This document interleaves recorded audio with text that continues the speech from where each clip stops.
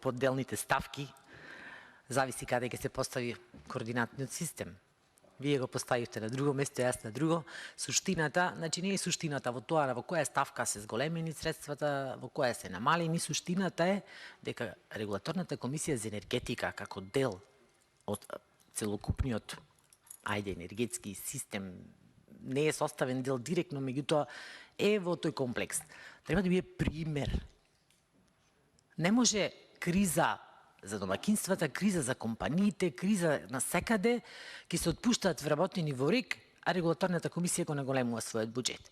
И сакате да релативизирате, па јас кажав во мојот говор. Од која дојде на оваа Регулаторна комисија, 100% има зголемување на вработените.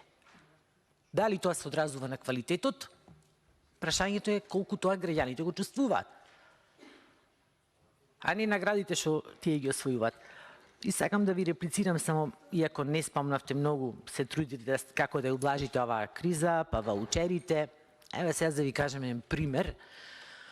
Например, една со ниски примања во битолчанка, се заинтересира да аплицира, меѓутоа мажот е починат скоро, не е направена попис маса и толку беше сложена таа постапка да аплицира за еден ваучер од 1000 денари, што речувам, апсолутно, постапката цела толку е сложена, документи вакви, документи такви, документи онакви, испадна дека ќе дај поќе пари од колку што ваучерите ќе му помогнат во овие 3 месеци додека е грејењето. Така да, не знам што се трудите да се ублажи кога го доведовте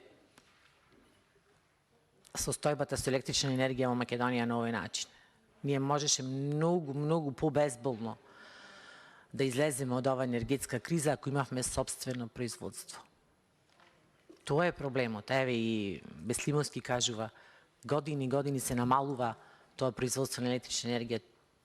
Тука е пропустот наш. Сега ние лечиме, последиците ги лечиме. Гасиме оган.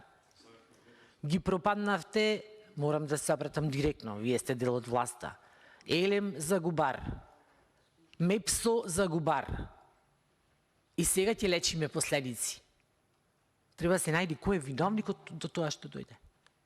И како сега да се реши овој проблем што ќе се продлабочува повторно. Повторно ќе треба оваа енергетска криза да трае и да се вбризгуваат пари на граѓаните во компаниите да можат да снабдуваат електрична енергија.